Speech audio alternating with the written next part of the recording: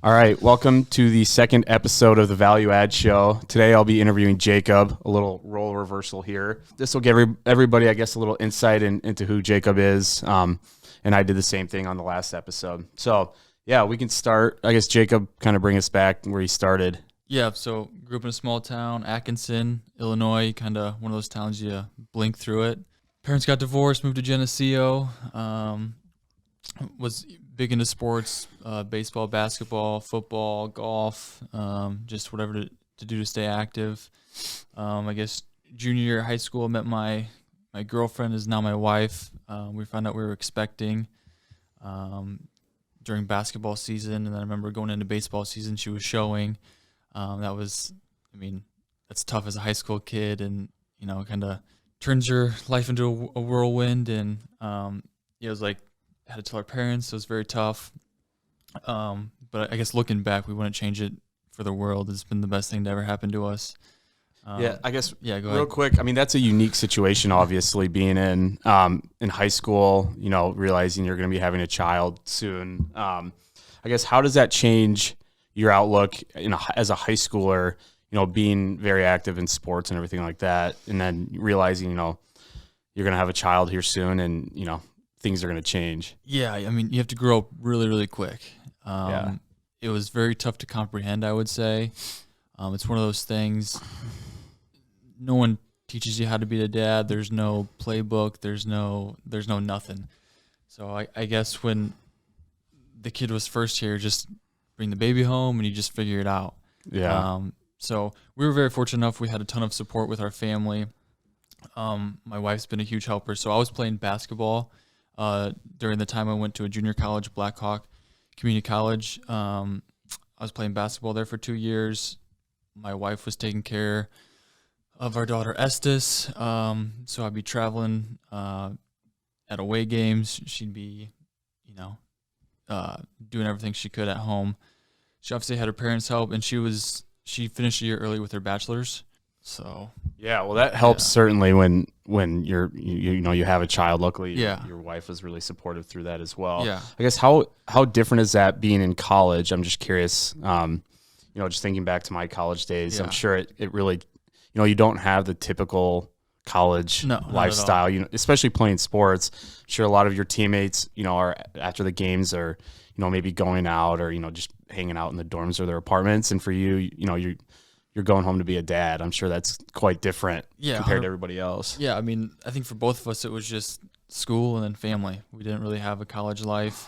We didn't go to the parties. We didn't get to have that side of college, which, we missed out on that part of life, but we also started early and we wouldn't change anything about it. Yeah, for sure. So, well, that's great. And then obviously get into real estate. I guess, when did you start thinking about real estate, potentially working in it, things like that? So I think I was probably like a senior in high school. Obviously knew I had a baby on the way. I was like, I'm broke. I should probably figure out some way to make some sort of money. I was working for the city at the time, actually working at a graveyard. So I would dig graves. Oh, really? Yeah. I mean, I'd be on a Z-Trek mower. We'd have to mow between the headstones. We'd have to weed eat the headstones. It was a tough job, and I was like, I obviously don't want to do this for the rest of my life. Like, this is terrible. Obviously, I had to make some money. Anything weird ever happen? I mean, I always wondered that. Anything weird? I guess you probably weren't working at nighttime, were you? No, I was never there in the nighttime. But I mean, you're literally right? just like digging a grave. I remember our boss would have the backhoe. You just start going at it. We would have shovels, and it's like just crazy. Like, this is like one day we're gonna end up in a hole in the ground, and it puts things into perspective for sure. No crazy stories, but I guess that was kind of my jump into real estate. We'd have those headphones on, like the noise canceling, but I put like an aux into it. So I would just listen to Bigger Pockets just all day. I'd be weed eating for 8 hours, mowing. And I think probably a year after, I was like, I got to do something with real estate. We ended up buying a little house right next to where we were currently living. The idea was to flip that. We still have it to this day. We're going on probably a year and a half of having it. It was one of those things where we've learned so many lessons, underestimating the rehab costs, not knowing what we were really getting into. You go in, so we picked up for like $65,000. super old house, old carpet. I mean, just everything. They had this little old office, and we're like, oh, we're going to turn this into a bathroom. And then the upstairs, we're going to turn this upstairs attic into a bedroom. Like, we just had these big ideas. We've managed to see that out, and we've done that. It's just, we thought it'd take 6 months, and it's, taking a year and a half. So is it almost done? Yeah, it's almost done. We're at the finish line. It's just like, outlets and little touch-up stuff. Got to put the countertops on in the kitchen, and we'll have that thing listed. Nice. And that's been a thing. It's just, even if we don't make any money, it's like the law of the first deal. You just get that first deal under your belt. Mm-hmm. We've learned so much. We did all new electrical, all new plumbing, all new HVAC. I mean, I've just learned so much about the business. Yeah. I also learned I'm terrible at handyman work, and my in-laws can vouch for that. I think my father-in-law's over there probably 80% of the time, and I do what I can. I'm like, what do you need me to do here? So I'll be painting and little stuff like that. But well, that stuff's good to know, certainly as you get into it. And even if you don't know how to do it, at least know the process of doing it. Right. When you start buying deals and having contractors come in to do the work, yep. If you don't know what they're doing, a lot of times you can probably get screwed on the back end, either being overbilled or, time takes way longer than it should. So I've learned the hard way as well. I'm certainly not a handyman, but I at this point know the process of how long things should take and how much it should cost. So that helps a lot that's huge when you're renovating properties. And then, so I know you did get a job in real estate. I guess, where was that and what were you doing? So this would have been going into my senior year of college. I knew I wanted to get into real estate, so I saw there was a job for assistant property manager in Galesburg, Illinois. It was a student housing. I think there was like 140 beds. Might have been like 40 some units, 50 units, but it was, I don't know the math on that, 100 some beds. Yeah. Basically just answering phones. I would do maintenance work. I was basically an all-around guy. So I learned a lot about the business as far as, leads coming in, converting those into leases, just, I guess, property management as a whole. Bringing home the emergency phone, getting crazy calls from kids. Like, you'd get an emergency phone about not knowing how to use internet. It's like, oh, yeah. Why are you calling me at 1 a.m. because you can't figure out your internet? Just silly stuff like that.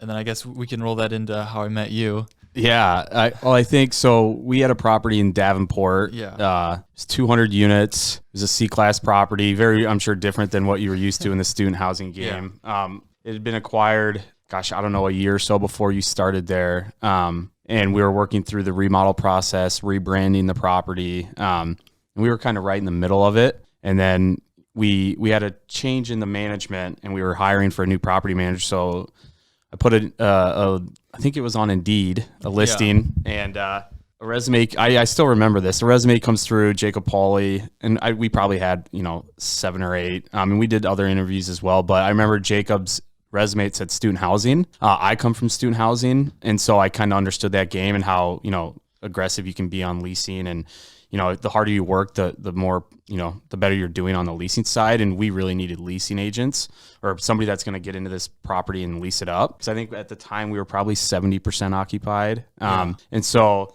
I interviewed you, and I think looking back on it, you probably just reminded me, or I guess you reminded me of myself probably at that age. And you're only 22 at this point. And how old were you when you interviewed for that job? Well, that was what? I was probably 21. Okay, so you were a lot further along in maturity in your career than I was, obviously, at that point. Yeah. And so it worked out, and I guess so we hired you at some point in 2021, early 2021. And I guess talk about that, because I'm sure it was a shock getting on property. Yeah, well, so to go back a little bit, I was senior year, COVID had happened. I was playing basketball, so basketball season my senior year wasn't going to happen. And it's sad to say, but I was really only in college to play sports. So that devastated me. That was my identity, is I'm a college basketball player, blah, blah, blah. So I'm working 30 hours a week at the student housing property. All my classes are virtual, online with COVID, no basketball season. So I'm doing 30 hours a week. And then at the job, there's a little office room where the kids could go do their homework, whatever. I would go in there, take my online classes, and then go back to work. I was taking a Spanish class at the time. Absolutely hated Spanish. You're supposed to take 2 years in high school. I think I failed that. Yeah. So I'm taking Spanish online. It's so stupid. I'm like, why do I have to take this class for a business major? I just didn't get it. I was so frustrated. I didn't even tell my wife. I was like, I can't do it. I hopped on the phone with the dean. I was like, I'm dropping out. I'm done. I had a semester left. Couldn't do it. So then I was like, I got a kid that's, I forget how old she was, maybe 2 years old at the time. I was like, I got to provide for my family. I got to do something here. So I'm making like $10, $11 an hour at this assistant property management job. I see a job Indeed that Drew posted. I actually had 2 interviews lined up that day. I had you, and I had a sales job for like a roofing company. I was like, I want to make a lot of money or get into real estate. So I was like, sales is the route. So I remember I had probably like 9 a.m. interview with you. And it went well. I remember you spun Maplewood into like, yeah, we're putting like $1 million in this property. It's like it's really great. You'll love it. Hyping it up. I was like, oh, this is awesome. This sounds great. And I thought it was really cool because Drew's 28 at the time or 27. I don't know how old you were. I was like, wow, this guy is in real estate, owns these properties. I was like, this is awesome. I want to work with somebody like this. So I canceled my other interview. I didn't even go to the sales interview. I'm like, I'm taking this job. So I went home and they emailed me, accepted the offer. Then I guess we can roll into some stories about Maplewood. So, I guess we kind of touched on it. It was a 200 units, so it was a large complex. It was a scattered site. So most of the buildings were in one location. Then there was another, 2 larger buildings off site, like half a mile down the road. It was a unique setup because it was like a bunch of 4 and 6 plexes spread out. So there's a lot of roofs, a lot of plumbing, a lot of sewer line. Like there's just a lot of everything at that property. And we had struggled kind of stabilizing the property for a while. We had put a lot of money into it, getting the units renovated. And then when we brought Jacob on, we were at a point where I think we were probably at the lowest occupancy we had been ever since acquiring it. So we knew we needed somebody that's going to get in there and really put in the work. And then, interviewed Jacob, got him started probably 2 weeks later. I guess what was your initial reaction when you pulled up? Actually, so first day on the job, we never had any evictions at the student housing. And this is market rate, so it's a totally different ball game. Yeah. And this is a little rougher neighborhood. It's not Geneseo, it's not a little small town, nice community. I mean, it's the real deal. So first day on the job, there's 2 evictions. Police show up with the sheriff. We're breaking into a unit. Anybody in there? Going through all this stuff, and then all of a sudden, we have this contractor, and his crew just comes in, takes all the crap out, sets it on the street in like 30 minutes. I was like, what is going on? Like, I had no idea any of this. This is crazy. Yeah. And then probably, we go on later in the day, then there's a sewer backup. So we go in this basement unit, shit everywhere, and it's just disgusting. Yeah. I think I go home to my wife. First day on the job, I was like, babe, I don't know if I can do this. This is crazy. I guess that was kind of the first day on the job. Yeah. I mean, it was a tough property for us. It's probably the toughest one we've ever, purchased and managed. Obviously now it's gone full circle and it's been sold just here recently, but the tenants were tough. It was a lot tougher than we probably thought it was going to be getting into it. But obviously I think it just goes back to the site management and how you can manage a property can really change how the property operates. It's actually, everything at the end of the day is your actual on-site management, because they're the ones, communicating with the tenants, making sure the property is running smoothly. And that just goes to show once we brought you on. So I think we was probably 70% occupied. I think I did the math on it. We had a board with all the vacant units on there. I want to say it was like a little under 50 vacant units. Yeah. And I remember going in there. First few months were slow. I think I got hired in December. It's typically slow, January, February. Then it started picking up. By the end of it, we're basically 100% occupied. Yeah. Which was great. I was able, I think when I started, we probably had, 7 people total working. And then by the end of it, it was just me and 2 maintenance guys.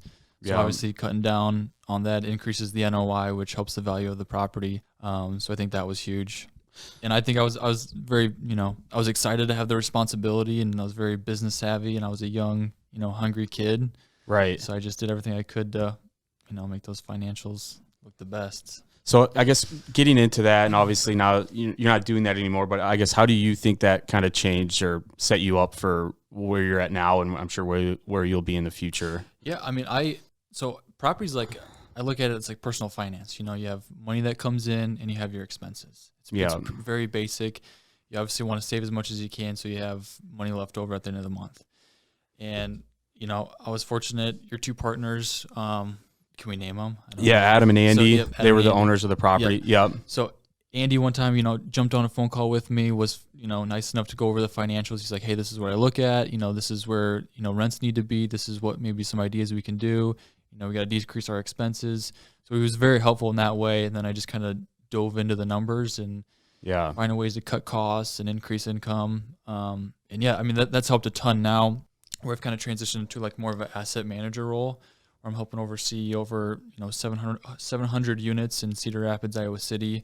And I absolutely love it. It's like a dream job for me. I'm in real estate, something I love. We've got an awesome team. And yeah, we're just doing more of the similar, just taking these properties, how can we best cut expenses, increase income. Now I'm helping oversee the Cedar Rapids property with the rehabs. So we've just bought 32 units and another 20 next to 100 some we already owned. So we're just overseeing the construction process and all that. So it's awesome. Yeah, I guess, and we can get into that too. I guess I just wanted to go back to that Maplewood property. It was so unique in the fact that it was kind of crazy there for a while. I guess, do you have any wild stories? That I know I got quite a few Snapchats throughout your days there. I know like one time you sent me a Snapchat. I think there was a police chase through the property and they pit maneuvered him through the sign. Oh my gosh, so many issues with that with that property. There was a police chase. Police car ran into the sign. There was multiple shootings out there. It was pretty scary. There was a few domestic abuse situations I saw go on. There's a pretty comedy voicemail we'll have to play one of these days. Yeah, there was some characters, and I think once we got in the camera system and we really pushed back on applications and getting more qualified tenants, that really kind of turned it around. Yeah, absolutely. And so it just goes to show, I guess getting into these properties, you don't always know what you're getting into, and this one was probably harder than most ones we've gotten into, and the neighborhood obviously doesn't help depending on where it's at locally. But we invested the money in the cameras and security and things like that, and then in the staff as well, and it really turned it around. Yeah, that helped a ton. I mean, those cameras, it's crazy how much of the riffraff gets out of there once those cameras are in. Yeah, I think, that's right when we installed those cameras. It was kind of right before you started, and then, we got out quite a few tenants that had been causing problems. And usually in these properties like that, you have, 2 to 5% of the tenants that are causing the problems, and they're kind of ruining it for everybody else. Right. So, that one, and we actually just sold, what was it, 3-4 months ago? That property was sold to a large out-of-state buyer who's going to go in and keep kind of doing what we were doing and renovating the property. So where you're at today, asset managing, a portfolio of probably close to 700 units or so, and obviously that's going to keep growing. I guess, what would you say is your biggest challenge? You've only been doing it for, a couple weeks now, but I guess now that you're kind of into it, what's been the toughest part of that job? Yeah, I guess it's a little bit of a transition. It's more of, instead of managing tenants, more managing people and the assets itself. There's 2 tough properties we have, kind of similar to Maplewood, I guess, but not nearly as bad. Where it's, a C-class asset, making sure you're getting the right tenants in there, and just running it correctly. It's tough too when you have a lot of transitions with, property managers switching in and out. It takes a while for the manager to get, a good idea and a good handle on the property. So once that happens, you're in a good spot. Right. So I guess a lot of it's just, weekly meetings, making people accountable, and just a lot of it's KPIs. So, the numbers don't lie. Yeah, so, absolutely. And then I guess I don't know the exact timeline on buying your first deal. And I think you're a good example of how you can get started in real estate, as far as, I always preach, for one, you just need to go out and buy your first deal, and that'll kind of change it for you. And you've done that recently as far as buying your first rental property. And the best way to do that is to go owner occupied, because you can get the best loan terms, put the least amount of money down. I guess, do you want to touch on that on the duplex you recently purchased? Yeah, so this was kind of an easy one. Our in-laws owned it. We were already living there, so it was a very easy buy. Yeah. But still, it's one of the smartest things you can do is absolutely buy where you're living. We bought that duplex.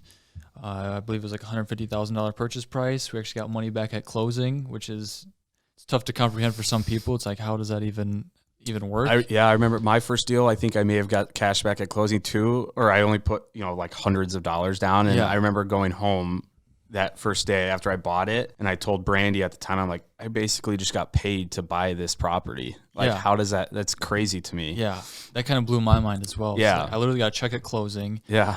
We bought it in January, closed in January. We got January rent, and then we didn't have to pay our first mortgage payment until February. So it's like we just got free rent. Yeah. And then obviously you got the other side paying for you. So, paying all out of pocket, $200-$300 to live. Yeah, it's great. It's awesome. That is the way to go for sure. It cuts your expenses down drastically. Yep. And anybody can do it too. And I always tell people, like, you can even do this up to a 4-plex. If you live in one unit and rent the other 3, you're probably going to live for free. And you're putting, 3-5% down at most. It's just a great way to get started if you're willing to live in the property for at least a year. To me, it's a no-brainer if you're willing to do it, and you want to get into real estate. Especially if you're single, it's a no-brainer. It should be a requirement if you're want to get into real estate. They should teach that in high school and college for sure, because it can change. I mean, you can move out after a year or 2, and then it's a rental property that you can own forever and, get cash flow from it. Yeah, so 100%. I guess where you're at now, asset managing, where do you see yourself, 3-5 years on the career side, and then on your real estate investing side as well? Yeah, obviously I'm very fortunate to be in the position I am today. Adam and Andy, yourself, have been, very generous to myself.